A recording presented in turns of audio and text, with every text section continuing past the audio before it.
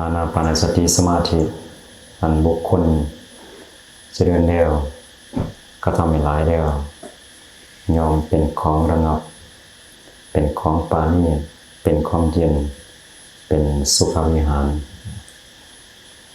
ยอมยังอกุศลธรรมมันเป็นบาปที่เกิดขึ้นแล้วได้เกิดขึ้นแล้วให้อันตรธานไปให้สงบระงับไปโดยสมควรแก่ฐานะภิกษุทั้งหลายเปรียบเหมือนฝุ่นทุลีที่ฟุ้งขึ้นในเดือนสุดท้ายแห่งฤดูร้อนฝนหนักที่ผิดฤดูตกลงมายอมพิษให้ฝุ่นทุลีเหล่านั้นอันตรธานไปสงบระงับไปโดยสมควรแก่ฐานะสันใดภิกษุทั้งหลายอานาปานสติสมาธิ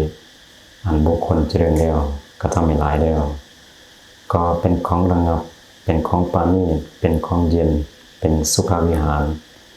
และยอมยังอกุศลธรรมมาเป็นบาปที่เกิดขึ้นแล้วได้เกิดขึ้นแล้วให้อันตรธานไปให้สงบระงับไปโดยสมควรแก่ฐานะสนั่นเลยกันภิกษุทั้งหลายก็อานาปานสติอันบุคคลเจริญแล้วจางใดก็ทำให้หลายแล้วจางใดจึงเป็นของระงับเป็นของปาณีเป็นของเย็น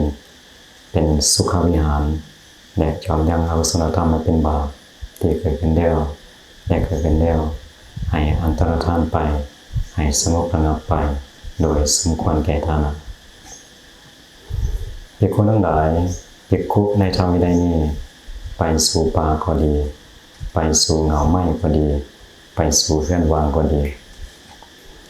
นางคู่บัลลังก์หรือนางคู่ค้าเข้ามาโดยห้องตั้งกายตรงดำรงสติไว้สุภานา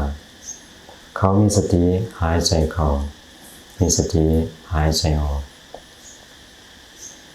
เมื่อหายใจเข้ายาวก็รู้ว่าเฮาหายใจเข้ายาวเมื่อหายใจออกยาวก็รู้ว่าเฮาหายใจออกยาวเมื่อหายใจเข้าสั้นก็รู้ว่าเฮาหายใจเข้าสั้นเมื่อหายใจออกสั้นก็รู้ว่าเฮาหายใจออกสั้นเขาทำการฝึกหัดศึกษาว่าเฮาเป็นผู้พร้อมเฉพาะสังกายทั้งปวงหายใจเข้าเขาทำการฝึกหัดศึกษาว่าเฮาเป็นผู้พร้อมเฉพาะสังกายทั้งปวงหายใจออกเขาทำการฝึกหัดศึกษาว่าเฮาจะกระทำกายสังขารให้ระงับหายใจเข้าเขาทำการฝึกหัดศึกษาว่าเฮาจะกระทำกายสังขารให้ระงับหายใจออก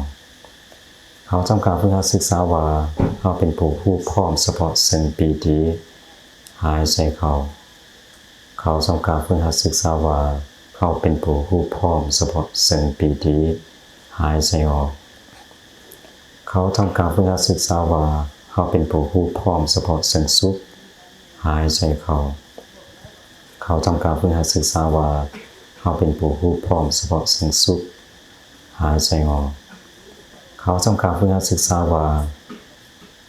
เฮาเป็นผู้พร้อมเฉพาะสิ่งจิตตสังขารหายใจเข้าเขาทำการฝึกหัดศึกษาว่าเฮาเป็นผู้พร้อมเฉพาะสิ่งจิตตสังขารหายใจออกเขาทำการฝึกหัดศึกษาว่าเฮาจะกระทำจิตตสังขารให้ระงับหายใจเข้าเขาทำการฝึกหัดศึกษาว่าเฮาจะกระทำจิตตสังขารให้ระงับหายใจออกเขาทำการฝึกหัดศึกษาว่าเฮาเป็นผู้พร้อมเฉพาะสิ่งจิตหายใจเข้าเขาทำการฝึกหัดศึกษาว่าเฮาเป็นผู้พร้อมเฉพาะสิ่งจิตหายใจออก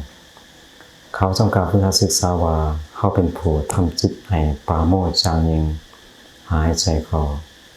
เขาทำการฝึกหัดศึกษาว่าเฮาเป็นผู้ทำจิตให้ปราโมทย์จางยิ่งหายใจออกเขาทำการฝึกหัดศึกษาว่าเฮาเป็นผู้ทำจิตให้ตั้งมั่นหายใจเข้าเขาทำการฝึกหัดศึกษาว่าเฮาเป็นผู้ทำจิตให้ตั้งมั่นหายใจออกเขาทำการฝึกหัดศึกษาว่าเฮาเป็นผู้ทำจิตให้ปล่อยอยู่หายใจเข้า